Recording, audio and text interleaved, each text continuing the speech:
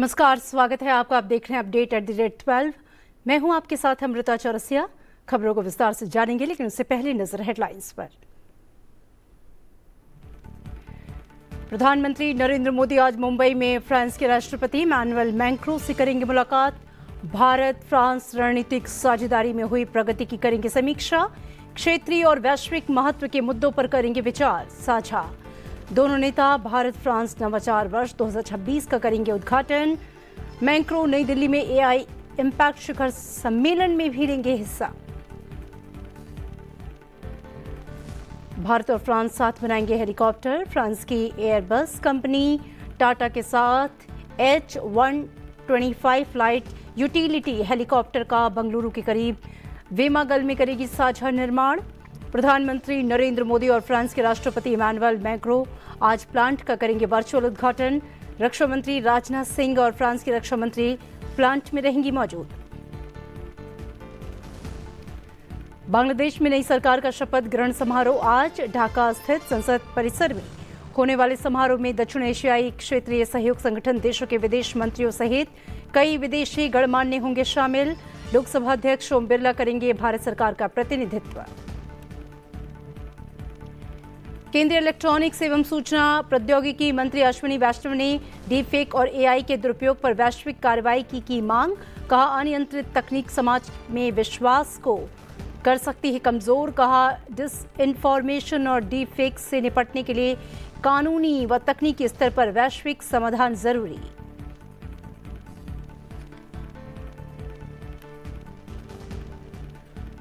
CBSE की 10वीं और 12वीं बोर्ड परीक्षाएं शुरू। इस सत्र में 43 लाख से अधिक विद्यार्थी दे रहे हैं परीक्षा। कुल परीक्षार्थियों में लगभग 24 लाख छात्र और 19 लाख छात्राएं शामिल। बड़े स्तर पर आयोजन को लेकर प्रशासनिक मशीनरी पूरी तरह से सक्रिय।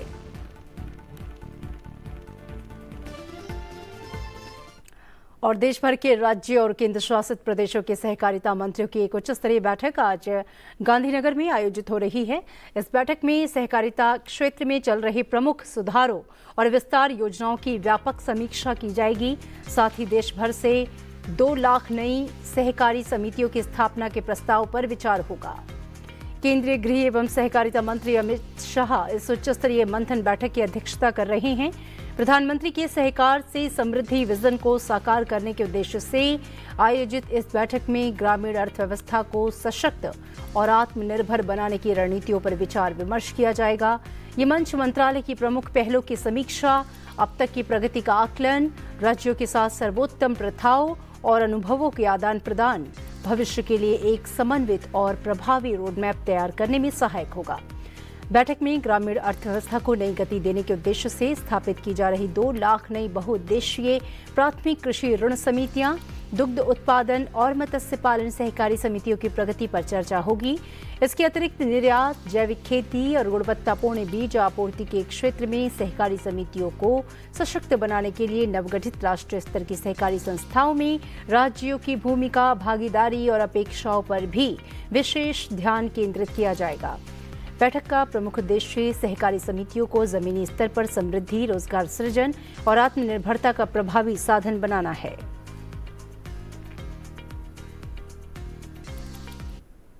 प्रधानमंत्री नरेंद्र मोदी आज मुंबई में फ्रांस के राष्ट्रपति इमैनुअल मैक्रों के साथ मुलाकात करेंगे।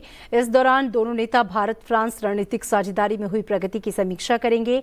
प्रधानमंत्री मोदी के निमंत्रण पर फ्रांस के राष्ट्रपति इमैनुअल मैक्रों 19 फरवरी तक भारत की यात्रा पर रहेंगे। इस दौरान वो 19 फरवरी को नई दिल्ली में आयोजित होने वाले एआई इम्पैक्ट समिट में हिस्सा लेंगे और मुंबई में प्रधानमंत्री के साथ द्विपक्षीय शिखर वार्ता करेंगे। बैठक के दौरान दोनों नेता होराइजन 2047 रोडमैप के तहत विभिन्न क्षेत्रों में द्विपक्षीय सहयोग को और सशक्त बनाने पर चर्चा करेंगे। कार्यक्रम के अनुसार आज दोपहर लगभग 3:15 पर दोनों नेता मुंबई स्थित लोक भवन में द्विपक्षीय बैठकों में हिस्सा लेंगे। इन बैठकों के दौरान वे भारत फ्रांस रणनीतिक साझेदारी में हुई प्रगति की समीक्षा करेंगे। इसके बाद शाम लगभग 5:15 बजे वे भारत फ्रांस नवाचार वर्ष 2026 का उद्घाटन करेंगे और दोनों देशों के उद्योग जगत के प्रतिनिधियों, स्टार्टअप, शोधकर्ताओं और नवाचारकर्ताओं को संबोधित करेंगे। फ्रांस के राष्ट्रपति इमैनुअल मैक्रों की ये भारत की चौथी और मुंबई की पहली यात्रा होगी।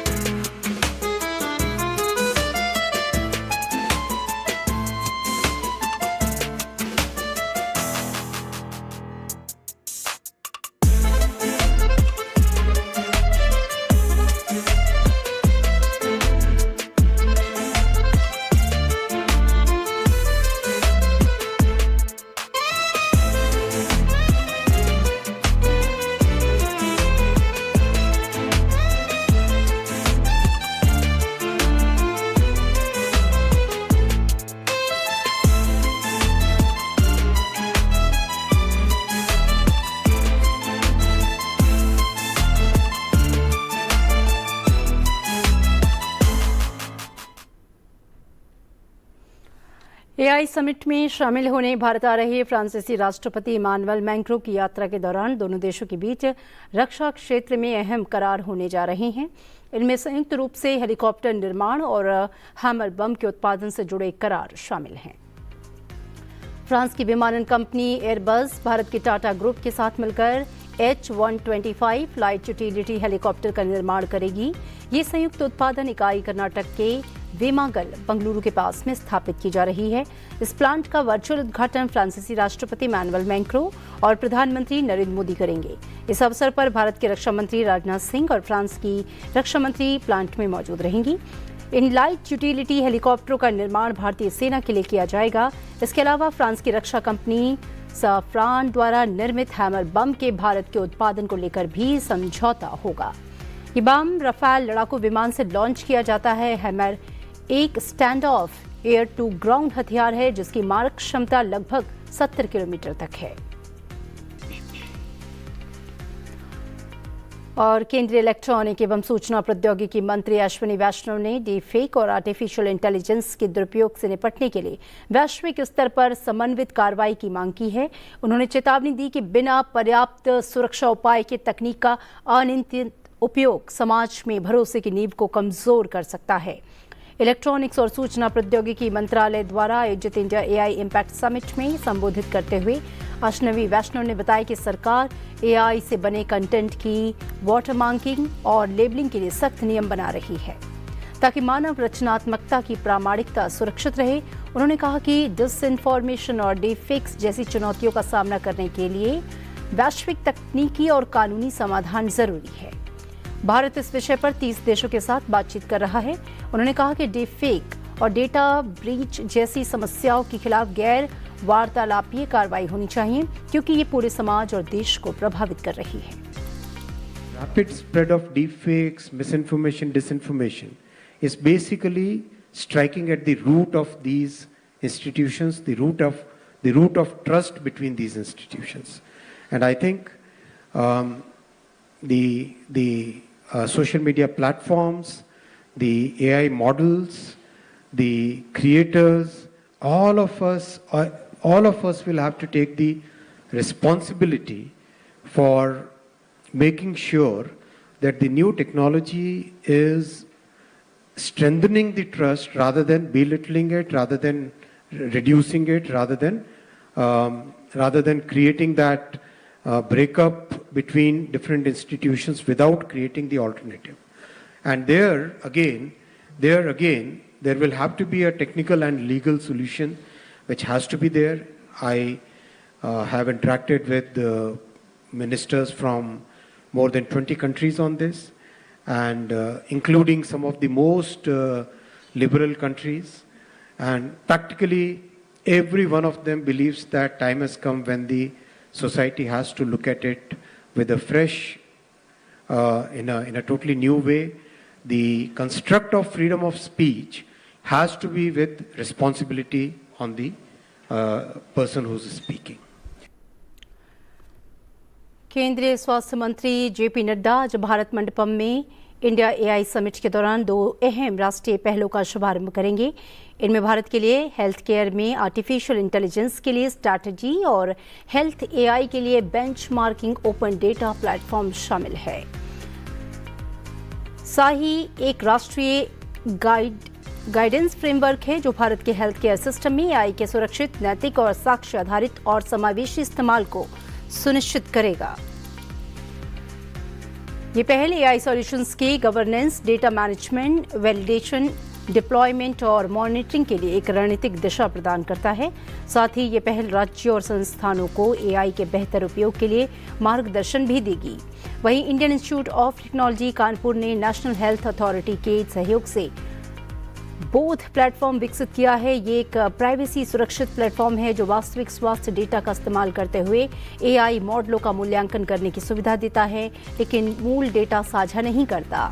ये पहला आयुष्मान भारत डिजिटल मिशन के तहत एक डिजिटल पब्लिक गुड के रूप में विकसित की गई है जिसमें हेल्थ एआई में पारदर्शिता और भरोसा बढ़ाने में मदद मिलेगी। आज देश ने जननायक और भारत रत्न कर्पूरी ठाकुर को उनकी पुण्यतिथि पर श्रद्धा सुमन अर्पित किया है। उपराष्ट्रपति सीपी राधाकृष्णन ने नई दिल्ली स्थित राष्ट्रपति भवन में कर्पूरी ठाकुर की प्रतिमा पर पुष्पांजलि अर्पित की, उन्हें श्रद्धांजलि दी। इस अवसर पर उन्होंने कर्पूरी ठाकुर के सामाजिक न्याय, समान अवसर और गरीब वंचित वर्गों के उत्थान के लिए एक ऐतिहासिक योगदान को याद किया। उपराष्ट्रपति ने कहा कि कर्पूरी ठाकुर का जीवन सादगी, संघर्ष और जनसेवा का प्रतीक रहा, जिसने भारतीय राजनीति को नई दिशा दी। बिहार के पूर्व मुख्यमंत्री रहे कर्पूरी ठाकुर ने समाज के अंतिम व्यक्ति तक विकास की सोच को आगे बढ़ाया और सामाजिक समावेशन को मजबूत किया। उनकी पुण्यतिथि पर देश भर में विभिन्न कार्यक्रम आयोजित किए जा रहे हैं, जहां लोग उन्हें सच्चे राजनेता, जननेता और सामाजिक परिवर्तन के अग्रदूत के रूप में नमन कर रहे हैं। लोकसभा अध्यक्ष ओम बिरला आज ढाका में आयोजित शपथ ग्रहण समारोह में भारत का प्रतिनिधित्व करेंगे। ये समारोह बांग्लादेश नेशनल पार्टी के अध्यक्ष तारिक रहमान के नेतृत्व में नवनिर्वाचित बांग्लादेश सरकार के गठन के उपलक्ष्य में आयोजित किया जा रहा है। इस महत्वपूर्ण अवसर पर लोकसभा अध्यक्ष की उपस्थिति भारत और बांग्लादेश के बीच गहरी और अटूट मित्रता को रेखांकित करती है। मंत्रालय ने कहा है कि यह भागीदारी दोनों देशों को जोड़ने वाले साझा लोकतांत्रिक मूल्यों के प्रति भारत की दृढ़ प्रतिबद्धता को भी दर्शाती है। भारत ने तारिक रहमान के नेतृत्व में गठित निर्वाचित सरकार का स्वागत करते हुए कहा कि उन्हें जनता का व्यापक जनादेश प्राप्त हुआ है। साझा इतिहास, संस्कृति और पारस्परिक सम्मान से जुड़े पड़ोसी देशों के रूप में भारत ने बांग्लादेश के साथ अपने संबंधों को और मजबूत करने की प्रतिबद्धता दोहराई है। देश की अर्थव्यवस्था की रीढ़ माने जाने वाले एमएसएमई सेक्टर को लेकर बड़ी खबर सामने आई है। भारतीय रिजर्व बैंक के गवर्नर संजय मल्होत्रा ने कहा कि सूक्ष्म, लघु और मध्यम उद्यम यानी कि एमएसएमईज को समय समय पर और पर्याप्त कर्ज उपलब्ध कराना आरबीआई की प्रमुख नीति प्राथमिकताओं में शामिल है। आरबीआई गवर्नर ने एमएसएमई उद्योगों और उनके संगठनों के प्रतिनिधियों के साथ बैठक कर सेक्टर की चुनौतियों और जरूरतों पर चर्चा की है। उन्होंने कहा है कि एमएसएमई सेक्टर देश की जीडीपी, निर्यात और रोजगार सृजन में बेहद अहम भूमिका निभाता है, इसलिए इसे मजबूत वित्तीय सहयोग देना जरूरी है। आरबीआई का मानना है कि आसान और तेज क्रेडिट एक्सेस से छोटे उद्योगों को गति मिलेगी, जिससे आर्थिक विकास और रोजगार दोनों को मजबूती मिलेगी। देश के सबसे बड़े स्कूल बोर्ड केंद्रीय माध्यमिक शिक्षा बोर्ड ने आज से कक्षा 10वीं और 12वीं की बोर्ड परीक्षाओं की शुरुआत की है। हर साल की तरह इस बार भी परीक्षा केंद्रों के बाहर छात्रों और अभिभावकों की हलचल देखने को मिली। इस सत्र में 43 लाख से अधिक विद्यार्थी परीक्षा दे रहे हैं, जिनमें लगभग 24 लाख छात्र हैं, 19 लाख छात्राएं शामिल हैं। इस वर्ष 10वीं कक्षा में करीब 25 लाख तथा 12वीं कक्षा में लगभग 18.5 लाख विद्यार्थियों ने पंजीकरण कराया है।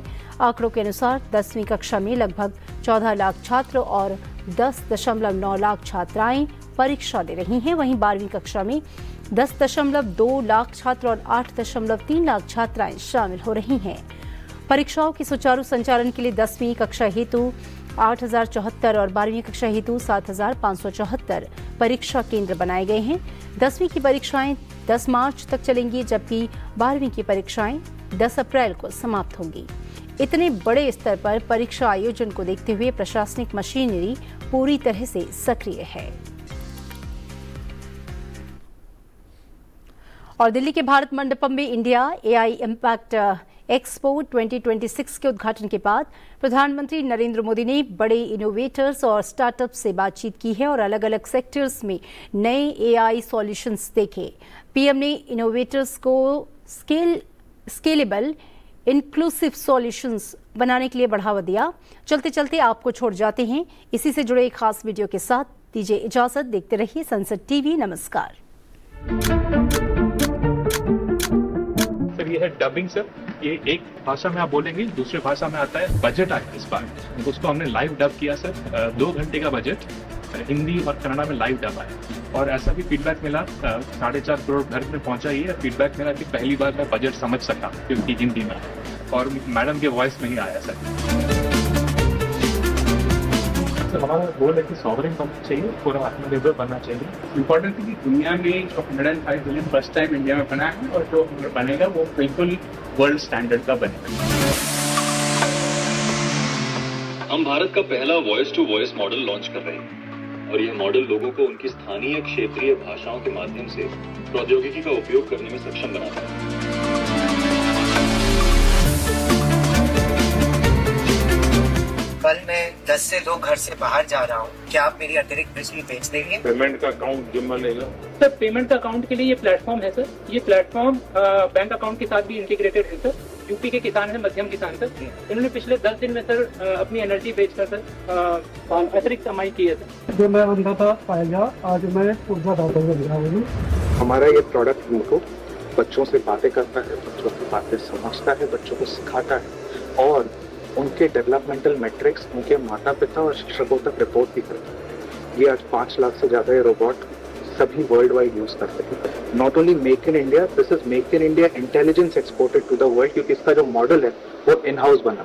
ये छुपा छुपी खेलेगा आपके साथ, बच्चा छुपेगा, उसको जाके ढूंढेगा, कंप्यूटर भी मूव करता, पूरा मूव करता है।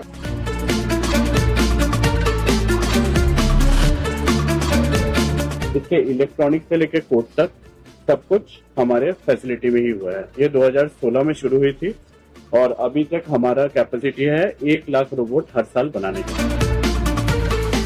सर मुझे गर्व है आपको ये बताते हुए, सर ये अपने ऊपर लगाए गए अन्य सेंसर्स वेपन्स की मदद से सर ये किसी भी खतरे को भाप के, पहचान के, टारगेट को न्यूट्रलाइज करके मिशन को अंजाम देके सुरक्षित वापस लौट सकता है।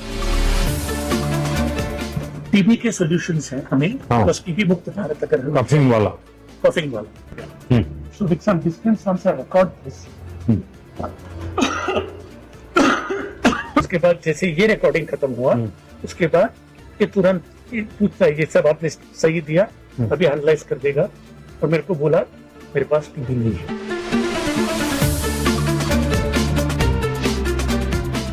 ये मेटा देख के बताओ इन मोजे का रंग क्या है? इन मोजे का रंग पीला और काला है। 1-2 साल में ये काफी आगे तक चला जाएगा जहां पे एआई ही हमें बता सकेगा कि ये क्या है।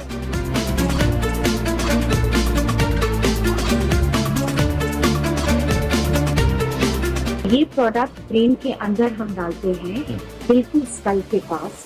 बाहर से ये अटैचमेंट होता है, ये इलेक्ट्रिक सिग्नल ब्रेन को देता है और फिर वहां से एआई प्लेटफॉर्म से डेटा से लेकर वो बात करना फिर से सीखते हैं और बोलना फिर से सीखते हैं।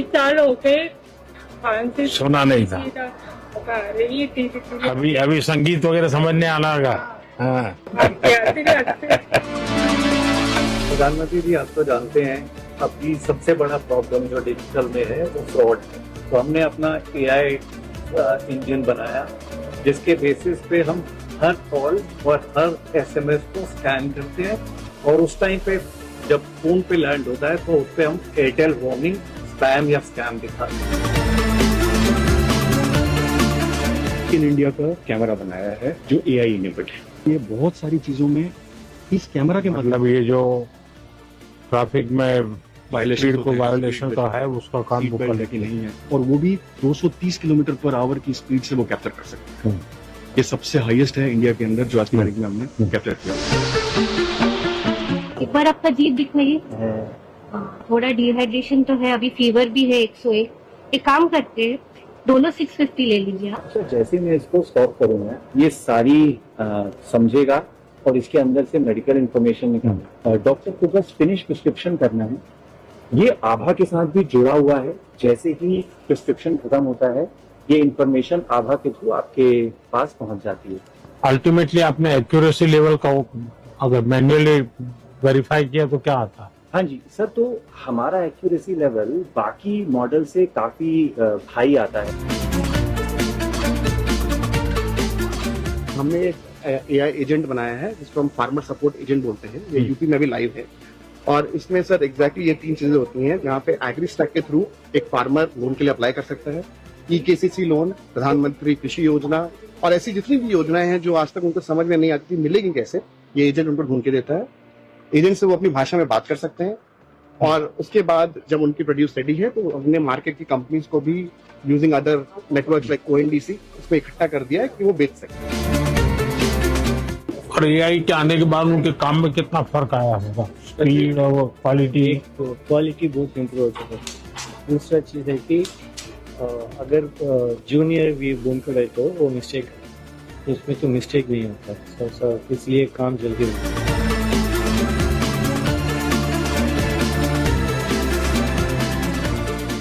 जामनगर में हमने 1 गीगावाट का कैपेसिटी यही साल अपन कमीशन करेंगे सर। पहले 120 वाट का मेगा डेटा सेंटर बनाएंगे और फिर 1 साल में अपन 10 गुना उसका कैपेसिटी कर देंगे गीगावाट। ये मॉडल इंडिया के लिए बने होंगे, hosted in India, stored in India sir.